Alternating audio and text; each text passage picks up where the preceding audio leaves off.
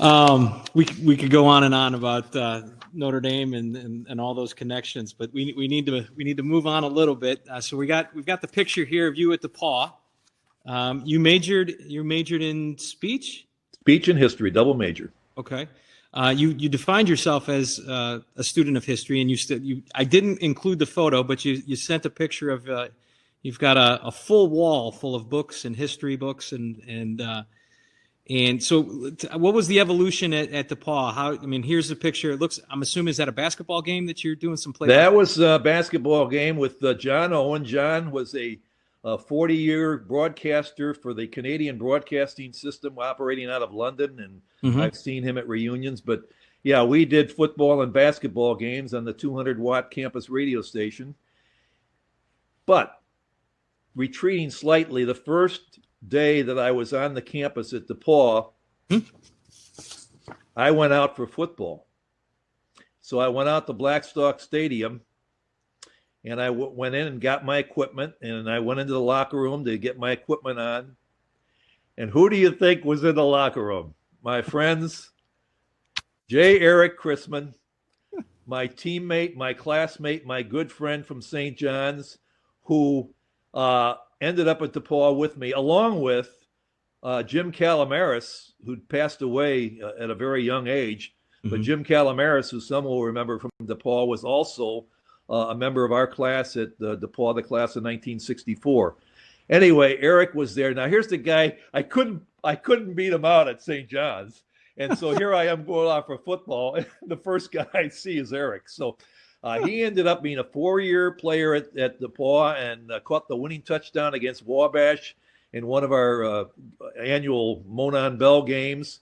And I went to the sidelines and did broadcasting in football and basketball. I hurt my knee, but that wasn't why I quit the football team. I would have not played football beyond my freshman year anyway. But anyway, I decided to go the other route and go into the communication side of it. And so I did do broadcasting in football and in basketball, and had some hopes of getting into a professional broadcasting career. Everything I did in college was geared towards communications, broadcast communications, radio. I did some television, and I had no English classes or any writing classes at all. So what do? The first job out of college, I ended up getting a job as a writer and ended up working for the Chicago Tribune as a reporter.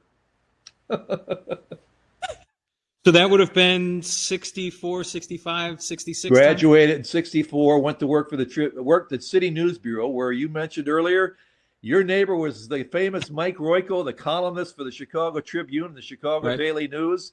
And I was also worked at the City News Bureau for 8 months, and it was called the greatest journalism school in the country. It had a number of people like Mike, and so I got my feet wet at City News Bureau and then started at the Tribune in the spring of 1965 and spent 2 years there. And I got turned down for a raise, a $5 raise. That's when it was a $5 raise was a big deal because I wanted to start a family. And so I went and got a job at a public utility, a natural gas company, People's Gas, Light, and Coke Company. Sure. And got a $50 a week raise. So, yes, I was craven. I really was. I was very, very money-oriented. And so with that raise, we ended up buying a house and getting a family. And I spent 6 months on active duty with the United States Army and then came back and shortly thereafter started out working in the television business. So that would have been, so you're a public relations assistant. Now, where in Chicago were you living at that time? I lived in Wheaton, Illinois for a couple of years, and then actually when I was working for the gas company, before I went on active duty, we were living at Devon and Sheridan on the north side in an apartment. Gotcha. Okay. So roughly summer of '69, you make the leap. You land a job as the sports director for the Boilermaker Network. Well, and the truth is, they were looking for a salesman. Okay. But Joe McConnell, who some will remember, did games for the Chicago Bears. He worked for me at the White Sox. He worked for me at the Tennessee Titans. Joe was a great He had left the job of sports director and gone to Colorado University out in Boulder. And so they needed 2 people. I ended up taking a job in order to make enough money to equal what I've been making in Chicago. I did sales from from 9 to 5, and then I put on my broadcasting hat and was the sports director, did the news. That's a picture of our news crew, and Ed Pearson on the left. Later was a vice president with ABC. He was my colleague on the news team, and Ed and I remain friends to this day. The Boilermaker Network, the guy that owned the TV station, came up with a concept of, it was similar to what Notre Dame did, which was they'd have a 2-hour replay every night after a football game. And so we did that starting in 1969. So I spent most of 1969 in a television production truck and ended up having an opportunity to go to the Peach Bowl, which was in only its second year of operation down in Atlanta. It was being played at Grant Field on the Georgia Tech campus. And I was working with two guys. One was well known in broadcast circles by the name of Jack Dries, a former basketball player at the University of Iowa. But the number two guy wasn't that well known at that particular time for anything other than place kicking, a guy by the name of Pat Summerall. And so that really, I really got a real taste of sports in 1 year. And so fortunately, after 1 year of working at the TV station in Lafayette, I had an opportunity to go to work for the commissioner of the Big Ten Conference in Chicago. Okay. By today's standards, that's a really, really big job. Back in those days, it was a big job, but there wasn't very many people working there. It was a 4-man operation. We had an officials director. We had an assistant commissioner. I was in charge of public relations. And we had the commissioner, the one who hired me was Bill Reed. And he passed away within about 6 months after I started. And then Wayne Duke came in, and Wayne served as the commissioner up until Jim Delaney took over in 1989. And Delaney just retired last year and, of course, was replaced by Kevin Warren, who has found his seat awfully hot ever since he took it because of all the things that he's had to deal with, particularly the COVID virus. So, right. But that was kind of led into how I got into Lafayette, got into the broadcasting business, got into the sportscasting business, and then it parlayed its way into sports. And that really provided an opportunity to get in on the ground floor of what I call the golden age of sports. I think the period from about 1970 until a few years ago was a golden age because I got involved in the marketing of sports. I segued from PR and statistics and things like that into marketing at a time when there were very few people doing sports marketing. And so we were fortunate to see the industry grow phenomenally during that period of time. And so that leads us to some of the pictures you got up here right now. I spent 3 years at the Big Ten, then was hired by Johnny Kerr and Arthur Wirtz, the owner of the Chicago Blackhawks, the Bulls, and Chicago Stadium. I was hired to be the PR director and marketing director for the Bulls. And Johnny Kerr was a great, great boss and a wonderful storyteller and a great person to be associated with. And, of course, he was on the Bulls broadcast for many, many years until, sadly, he passed away of cancer about 10 years ago. And the picture on the right is just one of my many pictures with former players. That's Bob Butterbean Love, who in himself is a great story, not necessarily for his basketball abilities, but he suffered from a severe stuttering problem throughout his entire playing career. And after he stopped playing, he had the opportunity to go and get treatment, which enabled him to cure his stuttering problem. And for the last, I don't know that he's still doing it today, but certainly for many, many years during the Bulls championship years, Bob was a community relations representative for the Bulls, and he went out, and what he did was public speaking. Right.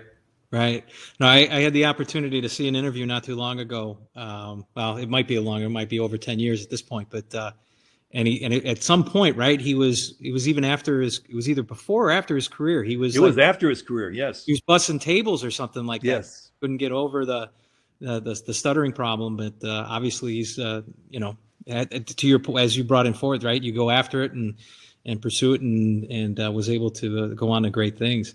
And then, of course, I love the picture here with Red Kerr. Growing up a Chicago Bulls fan in the '90s, his voice was synonymous with Chicago Bulls basketball. So when you sent that over, I was like, oh, perked up and do that opportunity. That picture was taken at his restaurant. It wasn't open for too many years, but he had a restaurant in Chicago, and they held in 1989 when I left to go to Houston, returned to Houston. They had a big going away party for me, and they had it at Red Kerr's restaurant. Very nice. So the obviously you were there 73 to 78. So that's not the Michael Jordan era with the Bulls, but they still had some. Was Jerry Sloan playing at that time? Or? Yes, in 1975. I think I mentioned to you when we were doing the discussion about the show that last night as the Dodgers were winning, I was thinking of the fact that I worked for four different teams. It was three of them were the same sport, but four different teams that lost their last game to the eventual world champion. And the first time it happened was 1975 when the Bulls had a 3-2 lead over the Golden State. ABA broke up and only took a couple teams, Denver, Indianapolis. And you had an interesting connection, if I'm remembering the story at this time, interesting conversation with Bud Adams, who was the owner, correct? I did, and I think the thing begins when I was in college. I was a Sigma Chi, and we used to get a handbook, and they would have all kinds of information and then the rituals and everything. But they had a list of people that had become the significant SIGs, they called them. And so I had noticed that the only father-son duo in there was K.S. Bud Adams Sr. and Bud Adams Jr. And Bud Adams Sr. or Kenneth Adams Sr. was the chairman of Phillips Petroleum Company, and his son was the chairman of Ada Oil Company, and also was the owner of the Houston Oilers and was the co-founder of the American Football League along with Lamar Hunt. So I was having a tough time finding a job after I left the Bulls. And so I sent a lot of resumes out, and then suddenly I had two resumes that came in that resulted in calls. The first one came from the Oilers and was from a guy named Lad Herzig, who was their vice president of administration. And so he set up an interview for me to come down and talk about taking the job as director of public relations. The next call came from a guy named Michael Robbie, whose father, Joe Robbie, had owned the Miami Dolphins and had built the stadium down there, Robbie Stadium. Well, it hadn't been built yet at that time, actually. This is in 1979. So anyway, I go to Houston first, and we go over, and I thought I was going to get the job, but I had to pass muster with Bud Adams. Well, I walked into Bud Adams' house, and we sat down and we started talking. Lance Herzig was sitting over in a chair. And for the next 2.5 hours, we talked about St. John's and Culver. He was a Culver Military Academy graduate. He was also a football player. And so we talked about the great rivalry that they had and how they played in Soldier Field in 1935 or 36 before about 12,000 people. And just the greatness of the two schools. And secondly, we talked about the fact that he was also a big guy in Sigma Chi. I mean, he was very prominent in Sigma Chi ranks, and I was a Sigma Chi. So I found out a couple things there that I already kind of knew, and that is connections mean so much. I mean, it may not be. It may not be that you're going to be guaranteed a job, but it gives you your foot in the door, or it gives you a point of conversation, or it gives you something that you can hang your hat on. And so as a result, Bud and I became very good friends. I not only became director of public relations, I was hired as director of public relations, as hired as vice president of public relations and marketing, was given what was unheard of at that time. I said I didn't want to come to Houston and only be there a year. So he gave me a 3-year contract, which was unheard of for a non-coaching, non-playing personnel. But from that point on, for the rest of my career, I always operated with a contract. They ended up being 5-year contracts. But anyway, I went there and I had a 3-year contract. And of course, during that period, we had a Monday night football game in 1979 in December, and it was against the Pittsburgh Steelers. And so we decided we wanted to do something very special. We started out with an idea of, came up with this sign I had seen somebody had scribbled on the wall. Fans had put signs up on the wall outside the practice facility, and the sign said "Love You Blue." And so I got together with my advertising agency and we talked it over. We decided to turn the Astrodome blue with flashcards. And so we made the flashcards. Then they went out and they sold it to a sponsor. A major bank bought the card night. They got some tickets with it. They arranged for the printing of 55,000 Love You Blue flashcards. They had the date of the event. And so when we finally got close to the event, first of all, Bum Phillips, the coach, who was an absolutely wonderful guy and a very great friend, Bum walked into my office with one of the cards in his hands, and he said, "Mike," he says, "you ever worry about what will happen if they start throwing these on the field if we don't play very well?" I said, "Yeah." I said, "I thought about it, Coach, but I said, I'm counting on you doing your job and winning the football game." So he laughed. He says, "Well, good luck." I said, I may need it, Coach. The night of the game, we only rented the stadium at the Astrodome. The night of the game, the guy that ran the place came over to me and he says, "I'm going to have to charge you extra to clean up all these flashcards." So I looked at him and I said, "Jimmy," I said, "I'll tell you what." I said, "If we win the game, you won't have to worry about cleaning up the flashcards because everybody's going to take one home as a souvenir. Mm-hmm. And if we lose the game, I know where everybody's going to be looking for me, and I know exactly where they're going to want to put those flashcards." So anyway, it was a little bit of a risk, but the thing ended up being a tremendous success. We won the football game, beat the Steelers, and the Love You Blue took off. The next morning I came in, I had messages from advertising agencies on Madison Avenue. Everybody wanted a piece of Love You Blue. Within about 6 months, we had over 100 licensed products ranging from a 280Z Love You Blue or a Datsun to T-shirts, coffee mugs, all kinds of paraphernalia like that, sweatshirts. So Love You Blue took off and blew up. The next time we played a Monday night football game was about 3 weeks later against New England. And that night was the night that I was interviewed, and they had me on at halftime of Monday Night Football with Howard Cosell. Yeah. And so the other pictures you see here, that was me with Lamar Hunt and Bud Adams. Okay. That was a celebration of the 20th anniversary. The Oilers were the first and as well as the second AFL champions with Billy Cannon and George Blanda and a great AFL football team back in the early 1960s. The second part, Love You Blue had a lot going for it. It had the signs, it had the paraphernalia. It needed a song. So I was sitting there and I kept thinking, Love You Blue. And then I thought, Love You Do. And so I sat down and I thought, and I got together with a guy named Mac Hayes, who was a local musician in Houston. And so we went ahead and we did Love You Blue, which was to Love You Do by the Beatles. Mm-hmm. And so in the Library of Congress, there is a registration for that 45 album there that says Mac Hayes, Mike McClure, Paul Lennon, and John McCartney. So I got some pretty hefty business partners, as you can see. But of course, the only royalty check I ever got was for $4.17, which I did not save. All right. Well, that's impressive. Not many people can say that they've got their name next to Lennon McCartney on an album. That's fantastic. Okay, so you were at the Oilers for a couple of years, and then it brought you back. You went back to Chicago, work for the White Sox. So same ownership, right? Jerry Reinsdorf. Well, Jerry Reinsdorf and Eddie Einhorn had just bought the team from Bill Veeck's syndicate. Okay. And so they had one season under their belts, the 1981 season. So I came in the fall of 1981 to work for them on the 1982 season. In 1983, we hosted the Major League Baseball All-Star Game. A couple things happened. First of all, we hosted the All-Star Game.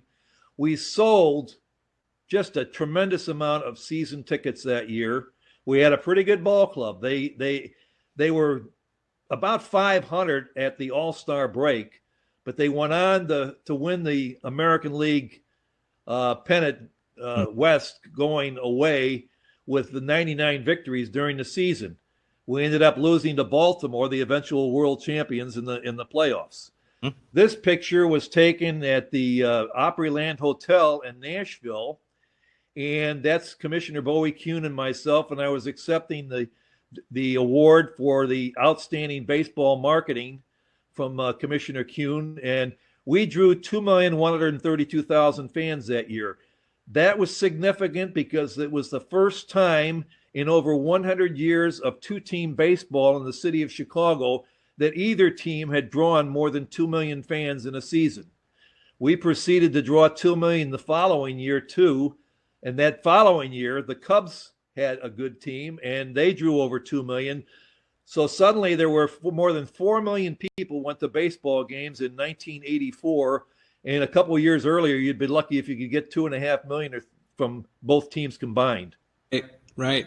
So if I can insert myself into this narrative a little bit. So you mentioned that you grew up on the South Side and you were a Cubs fan originally. I was a Cub fan for the first 39 years of my life until I went to work for the White Sox. So 1983, I was born I was a North Sider. 1983, I was 5 years old. And so I was just getting into sports, right? It's kind of an age where you start to pay attention to those things. And the White Sox were it. I mean, you had Harold Baines, Carlton Fisk, Greg Luzinski. Yeah, Notre Dame guy. Yep. And Absolutely. so I jumped in on the White Sox, and then as you mentioned, 1984 and the Chicago Cubs, and I could probably name that entire roster from that '84 team. And the one thing I wanted to ask you about, which we hadn't, and there's another Notre Dame connection. Your counterpart on the Chicago Cubs side was a gentleman, if I'm not mistaken, John McDonough, correct? Yes, John McDonough was the vice president of marketing for the Cubs. Yep. And he is a Notre Dame alum as well. So was there a bit of competition between you two? I mean, you've got this exploding market of baseball in Chicago, and well, we were competing, but we were also colleagues and friends. And John and both John and he had a guy named Jeff Legwald.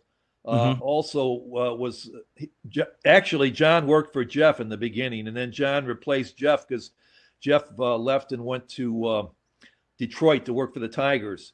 But Legwald was an Ohio State graduate. In fact, he was the roommate of a former great Ohio State baseball and football player who tragically died when he was the coach of LSU when his plane kept flying and the pilot had lost consciousness and he'd apparently lost consciousness and it just flew out into the Atlantic and crashed. But anyway, so yeah, I had Ohio State and Notre Dame, and then we had Purdue. But yeah, they were both very good personal friends, and we did things together, and then of course we wanted to beat each other on the field, and we wanted to beat each other in marketing.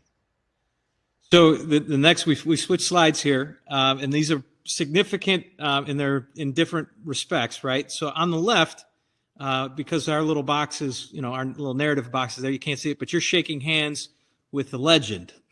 I'm shaking hands with a legend, and there's another legend there, which just in case you thought I was ignoring Purdue, Moose Scourin went to Weber High School on the north side and was also a punter and a star punter for Purdue as a freshman before he signed what was at that time a lucrative $10,000 contract to play for the Yankees. And of course, I am there with Mr. DiMaggio, and it was a real honor to meet him. Although he was better as Mr. Coffee at that particular time in his life than he was but he was the star of the Yankees after Babe Ruth and long before Mickey Mantle. And that was at the '83 All-Star game. We brought back all the living members of the 1933 All-Star game, which had been played at Comiskey Park. The Tribune had begun both the baseball All-Star game and what was once a famous event, the college football All-Star game, which was played at Soldier Field for many, many years. And of course, the football All-Star game died when players no longer wanted to risk their health playing in a game that meant nothing before they went to professional football. And then the picture on the right, that's you at the podium. And there are some, this is the press, is this when you announced the new Comiskey Park was coming? This was when we announced that there was going to be a new stadium in Chicago. And the deal had been worked out between Harold Washington, the mayor, and Jim Thompson, the governor. And so I'm standing there. That's Eddie Einhorn to the right of Harold Washington, and Jim Thompson is the tall guy behind me. And of course, Right. he just passed away recently. And then we had aldermen and various other officials that were in the background. That deal ended up falling apart when Harold Washington passed away suddenly of a heart attack. Mm-hmm. And so that led to, you may remember, when the White Sox were 1 foot out of ending up being in Tampa Bay, in the stadium that Tampa Bay plays in now. Right. And at the 11th hour, actually it was at midnight down in Springfield, Jim Thompson and Madigan got together, stopped the clock before midnight so that it would not be an official expiration. And Thompson went wading down into the audience and managed to find about 5 votes and switch them. I'm sure there were some goodies attached to those 5 votes, but he switched them. And so with a deal that gave the team $150 million to build, but we had to build it on the same site on 35th Street. Right. And I will tell you, that was all after, you may remember, when the White Sox were also very close to going to Addison, but in an advisory referendum, lost by 43 votes. And as a result, the plans to build a stadium on about 150-acre site near Medina Country Club ended up dying. And the ironic thing is that would have been a great thing for the White Sox. It would have been a great thing for baseball because it would have opened up an entirely different area, and it was great access to the particular site. It didn't work out, and those people that opposed it were afraid it was going to bring too much traffic into the area. Well, that 100-acre site became primarily a trucking depot where 18-wheelers go 24/7, 365 days of the year. So, it's amazing. Sometimes you got to be careful what you hope for. If we could jump, we've got just a couple more minutes here. And candidly, I could talk hours about your experiences and your stories. But I wanted you ended up back for the Houston Oilers during a time where there was, with Comiskey, obviously there's some transition, and you talked about the team moving. You were back with the Oilers. This time they did move, right? Yes. Now the picture on the left that's 4 Sigma Chi's that worked with Bud Adams and 3 Sigma Chi's that worked for him. Gotcha. And they were good friends of ours. But